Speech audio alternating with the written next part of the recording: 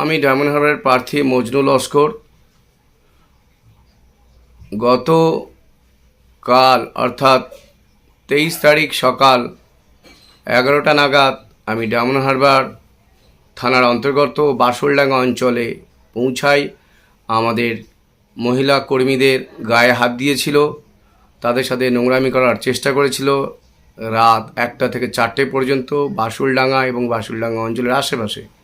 এবং আমরা জানতে পারছি ডায়মন্ড হারবার থানার ডিআইবি রবীন্দ্রনাথ রয়ের নেতৃত্বে ও ডায়মন্ড হারবার থানার সিভিক ভলেন্টিয়াররা তারা যৌথভাবে ও তৃণমূলের অঞ্চল প্রধান সুজা সাঁপুয়ের নেতৃত্বে ডায়মন্ড হারবার অঞ্চলের সন্ত্রাসবাদীরা একত্রিত হয়ে বাসুলডাঙ্গা অঞ্চলে এবং বাসুলডাঙ্গা অঞ্চলের আশেপাশের এরিয়াতে গতকাল অর্থাৎ 23 তারিখ রাত 1টা থেকে 4টে পর্যন্ত তাণ্ডব চালায়।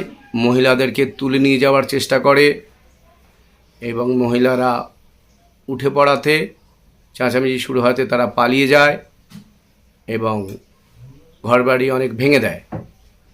কারণ ওই বাসুলডাঙ্গা অঞ্চল এবং বাসুলডাঙ্গা অঞ্চলের আশেপাশের যত সমস্ত পুরুষ কর্মীরা রয়েছে আইএসএফের, তাদের নামে মিথ্যা ফলস কেস 4টে 5টা করে দিয়ে রেখেছে, যার ফলে পুরুষ আইএসএফ ওয়ার্কাররা ওখানে নেই, প্রায় ঘর ছাড়া অবস্থায়।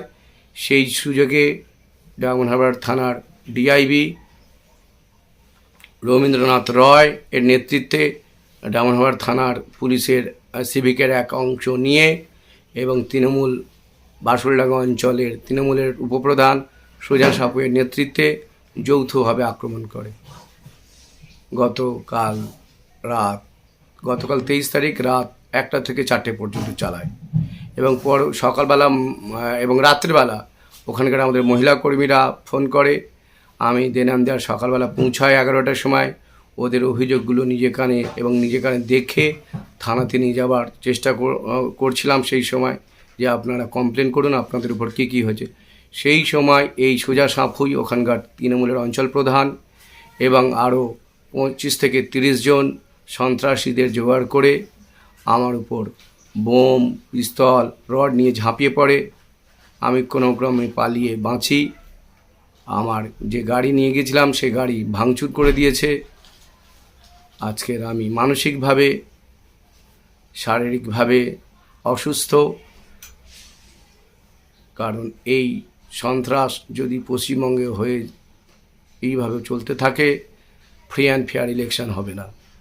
তাই আপনাদের চ্যানেলের মাধ্যমে নির্বাচন কমিশনারকে জানাচ্ছি ডায়মন্ড হারবার থানার ডিআইবি রবীন্দ্রনাথ রয় এবং তৃণমূলের অঞ্চল প্রধানকে ইমিডিয়েটলি অ্যারেস্ট করা হোক, না হলে ডায়মন্ড হারবার অঞ্চলে ওখানে ফ্রি অ্যান্ড ফেয়ার ইলেকশন হবে না।